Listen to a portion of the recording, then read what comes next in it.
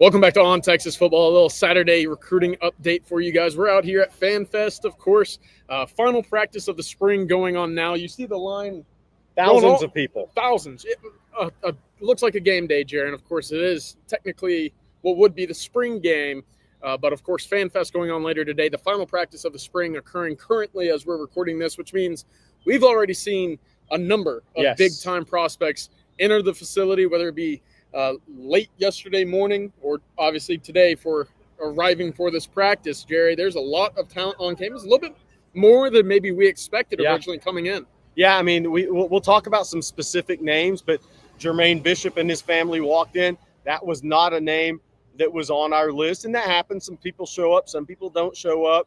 All the top D linemen that were supposed to be here are here. We've seen those guys, and I think, but we're going to start by a little news earlier in the week, CJ.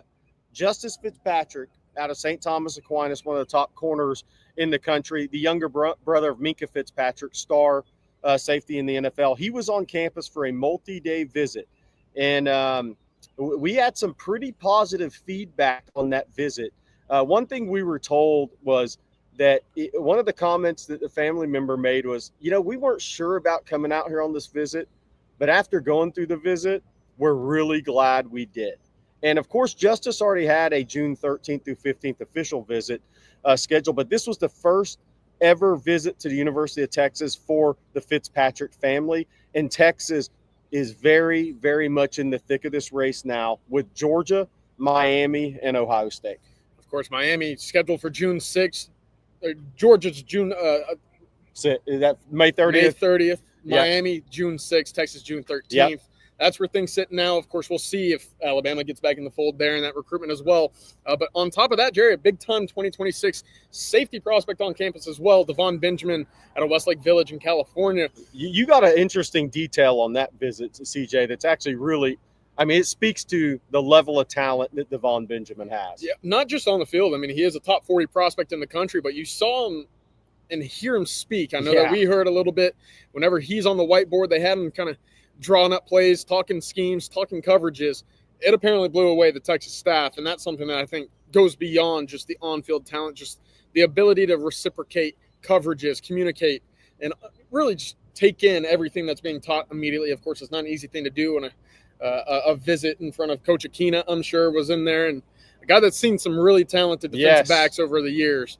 Davon Benjamin certainly coming away with positive reviews from the Texas staff. And that's a guy who talked a little bit to us afterward, Gerry. He likes what he saw from his time in Austin. Yeah, look, I think he's at USC now. He left Texas and went to USC for their weekend Trojan Olympics recruiting event, which is one of the funnier names of all time. But I think Texas is right there with USC, with Oregon, with Ohio State, and everybody else for Davon Benjamin out of Westlake Village, California, Oaks Christian. This is a guy that Texas is completely all in on, as I think any team that gets him on campus and sees what Texas saw. That it went from being a one-day visit to a multi-day visit. That's how much Davon Benjamin and his family enjoyed their time at Texas. And like CJ said, him getting on the board may have been as impressive as the Texas staff has seen in a long time. Yeah. When you start getting compared to Jahdae Barron, that's pretty high praise. And personality-wise, he reminded me of Jamie French. Yeah.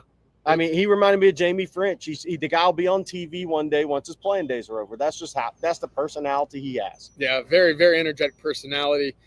Someone, again, I think Texas fans should be keeping a close eye on moving forward. That's going to be a guy very high on the board in the safety room. But let's move to the big uglies in the trenches, Gerry, because there's a lot of them here. A big weekend for Kenny Baker. Of course, on a national scale, we've already seen a number of big-time prospects. And when I say big, I literally mean big. Kendall Garville, Vodney Cleveland. There's a Emmanuel Ruffin. Yeah. Draylon McCoy. Look, the list of D-line. CJ could have kept going, but let's talk about these guys. The list of D linemen out of state this weekend is off the charts for Texas. And this is that wide net that they've cast both nationally and especially in the Southeast region. So April 12th, they had James Johnson from North Fort Myers, who was going to Miami Northwestern on campus, and Texas had a great visit with him. There are a number of others, Dre Quinn, the edge prospect. Now this weekend, you have Trenton Henderson from Pensacola Catholic, who we have not seen yet. It's supposed to be one of the top edge prospects in the country. We've seen Vodney Cleveland out of Birmingham Parker who's going to be back June 13th, 15th for an official visit. One of the guys this weekend that's key, CJ mentioned Emmanuel Ruffin out of Bessemer, Alabama. If you've heard the name before, that's the hometown of Bo Jackson. Well, Texas doesn't have an official visit set up with Ruffin. This is his first ever visit to Texas. Alabama's very much in it. Florida's very much in it. Auburn, Tennessee. We'll see if Texas can secure an official visit there. Jeraylin McCoy out of Tupelo, Mississippi, one of the top 5 tech edge that's going to kind of spin in the D-line guys long-term, one-time LSU commit. He's on campus for the first time. We saw him. And, look, Texas has a June 13th, 15th official visit. Ole Miss, LSU, those are really your players, maybe Tennessee or Auburn. Those are your main players for Jeraylin McCoy. But, again, the list of defensive line talent. One that popped up this morning that we weren't expecting was Darius McKinley. Yeah. Out of Lafayette, Acadiana. Yep, that McKinley, Texas fans, that's familiar name. Younger brother of Dominic McKinley. He's on campus with his mom. The funny thing was when his mom walked up, she's like, I'm back. And I was like, oh, I wasn't expecting this. Darius McKinley, 6'3", 270 in the 26 class, is a 5 tech, going to grow into a 3 tech. He's got 15, 16 offers and a lot of power force. So we'll see where Texas goes with that. I do want to ask you because, of course, last year we saw kind of the blueprint for Texas getting its defensive line in the boat, right? Yeah. It was this weekend or a weekend in the spring when you got a Myron Charles, when you got a Josiah Sharma on campus. When you look at this list, and, of course, a couple of these guys coming in June 13th, you got, of course, Kendall Gerville coming in June 20th. Look, this is a big time for Kenny Baker to get his guys acclimated to the city of Austin, familiar with the university and obviously the program, to get that ball really going for official visits later on in June. And I arguably I didn't even mention the top defensive tackle here, and that's Kendall Gerville. CJ corrects my idiocy. Kendall Gerville, look, I think he's a top 5 defensive lineman in the country in this class, maybe top 3 when it's all said and done. He's at Fort Myers. Yeah. And what's key there is he is really good friends with James Johnson, who was on campus a couple weekends ago, who's now expected to make an official visit to Texas. Both of those guys know Myron Charles, who's from Port Charlotte in that general area. And Myron Charles, there's a lot of familiarity there. So any questions they have, Myron Charles is a freshman here going through spring practice at Texas, and Texas loves where Myron Charles is going as a player, by the way. No matter how many snaps he plays this year, they need to be a big-time player along with Josiah Sharma, the other freshman. So it's big to get these guys on campus for the first time. They already had official visits, dates with a lot of these guys, but you're solidifying those dates and really becoming a player in that recruitment in April. Yeah, we talk about the big uglies on the defensive side of the ball. Let's talk about the big uglies on the offensive side of the ball. Not many this weekend, of course. Kyle Flood's been very busy throughout the spring with a number of big visit weekends, with whether it be Felix Ojo or headlining a weekend or John Turntime headlining another. A little bit quieter this week in terms of what he's got in the 2026 class, but he does have IMG Academy offensive lineman Brett Colajay on campus. He was on campus last year around this time, in which had very high remarks for Kyle Flood, very high remarks for Texas. It's been a while since he's been here, Gerry, but now back on campus for the final practice of the spring. We'll see what develops. No official visit set yet. I know that this is a big prospect for Oklahoma, but anything you make of this offensive line unit on campus, and, of course, Colajay in specific? On Colajay specifically, I make a lot of this visit because Toa Katoa took Texas off his list. Yeah. And Toa Katoa was the top guard prospect for Texas on the board. They have Nicholas Robertson committed. They have Max Wright committed as a tackle/swing player. But I think there may be a push coming with Brett Colajay because Toa Katoa is down to SMU, probably going to go to SMU, Oklahoma, and A&M. So I don't think that's just a coincidence. Hi, how are you doing? And we love the fan. We love all you on Texas football fans. Love all y'all. Seen a lot of you guys in line at the fire sale here at the UT shop. Love all you guys. Thanks for the support. But CJ, I want to take you back to another visitor earlier in the week that you talk to often. That's Zayden Crimpen. Yes. Out of Prosper. Wants to be recruited as a tackle. I'm not sure where he's actually at for colleges. Is he a tackle? Give him a shot at tackle, but you're really thinking guard. But back on campus for a multi-day visit this week. Yeah, 3-day visit. Got to see 2 practices, of course, Tuesday and Thursday. Look, I think Zayden Crimpen likes Texas a good bit. Yeah. And I think that's safe to say, obviously evidenced by the trip this weekend. Getting to sit down with Kyle Flood was the big emphasis of this trip. A lot of one-on-one. I know that having talked with Crimpen a little bit this spring, the emphasis from his camp, his family was, hey, I want to sit down with the Texas staff, understand exactly where I'm at, what my future might be, and how that fits into my career path and what I want to do at the next level. So he was able to do that. Obviously left Thursday morning after the practice on Thursday. That conversation about, does he play on the interior? Does he slide into center? Does he want to stick firmly at tackle? That's going to go a long way in his recruitment. Of course, Texas, a school that he likes and a school that likes him, obviously. It's going to be interesting to see how that develops moving forward. But I want you to talk real quick about Jermaine Bishop, because we mentioned it. A name that wasn't originally on the visitors list coming into the weekend, but he and his family popped back in for a second visit this spring. Feels like Texas and Bishop moving in the right direction, but yeah, he was at A&M a couple weekends ago, maybe last weekend. But I feel like Texas is a big leader for Jermaine Bishop. He's out of Willis High, former teammate and good friend of Derrek, DJ Lagway, the Florida quarterback who played at Willis. Look, Jermaine Bishop's one of the best two-way players in America, one of the top prospects in America. He could play corner. He could play wide out. He's going to be a kick returner.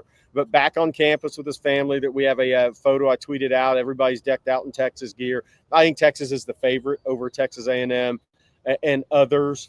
He will visit officially June 20th. And then, look, a first-time visitor at corner. I think this is a big one for Texas, because Texas now transitioning Jalen Locke to being recruited as a wide receiver first. The recruitment of Camden Hamil, the corner out of Goodyear, Arizona, Desert Ridge, originally from Fort Wayne, Indiana. I think he's one of the top corner prospects in the country I've seen on tape. He was maybe the second offer for Mark Orfe. And the Samari Matthews is on campus a couple weekends ago. The first corner offer, who I think Texas may lead for, or right there battling South Carolina and Clemson for. But Camden Hamil, tremendous corner prospect out of Arizona. He has not set up any official visits because his recruitment blew up late in January, January. Him and his family decided they were going to take unofficial visits, see where the best fits were, and schedule official visits. I do expect Texas to get an official visit.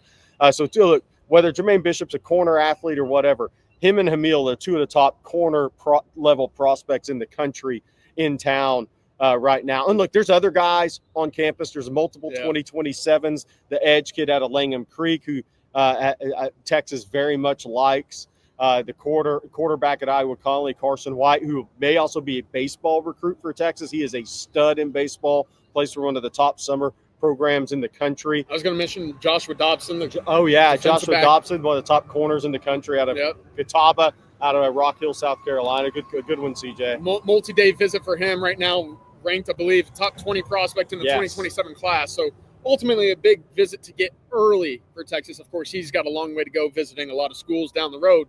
But now for Texas, you're able to get these guys, these national guys from North Carolina, some of these Virginia schools on the campus, a place, honestly, you didn't have much impact in earlier. That's become more of an emphasis as well. I will also mention Pflugerville-Weiss wide receiver Trey Moore was on campus for the second time in a week on Thursday. He got a little golf cart ride, more one-on-one time with Chris Jackson as well. Big-time prospect in the Austin area. We'll see where that goes. But 2 visits in 2 weeks, notable for me. And yes, we saved probably the best for last here, or the most intriguing for last, let's say. Derrek Cooper, the 5-star running back from Chaminade Madonna. We have him ranked on Texas Football as a 5-star. Is on campus, multiple-day visit. Looks great physically. My gosh, man, that guy's going to be 6'1.5", 225, 230 one day with 10.7 wheels in the 100. He is on campus with his mom and stepdad, multi-day visit. First time he's ever been on campus in Austin. We hear things are going really well. What does that mean? He's going to have to set up that official visit. Georgia, Miami, Ohio State, the teams to beat right now, they already have official visits. We'll see if Texas gets that official visit locked in. But not just maybe arguably the best running back in the country, one of the top prospects in the country. To get him on campus this weekend, Chad Scott spent a lot of time with him and his family is huge. I do want to get just your thoughts again on how he looked physically. Because I saw him briefly yesterday walking in. You get to see him again this morning walking into Moncrief. Different looking cat. Yeah, no, look, he looks a lot like Cedric Baxter physically. Like his legs naturally are ahead of his upper body. But that's a public school kid in the state of Florida is what that is. I mean, it's not the setup's not like Texas and Georgia. They don't have the athletic period and the strength and conditioning coaches at these schools like that.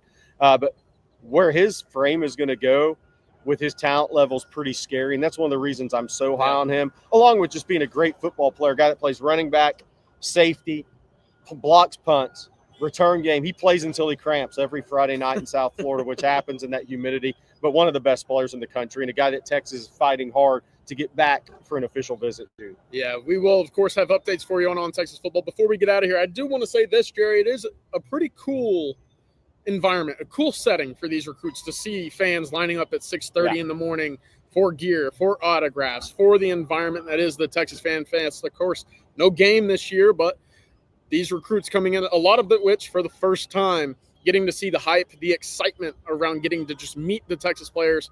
That's something that I think is going to go a long way in terms of these early first initial visits on campus. But we, of course, will have the On Texas Football thread going in terms of recruiting updates today, what comes on tomorrow as well. And, of course, there's a lot of baseball going on at the Dish and the NFL draft going, in which a lot of Texas Longhorns still remain to hear their names called so far. So we'll have you updated here on the channel and over at ontexasfootball.com. For Gerry Hamilton, I'm CJ Vogel. Y'all have a happy Saturday. It's the only one this weekend. Welcome.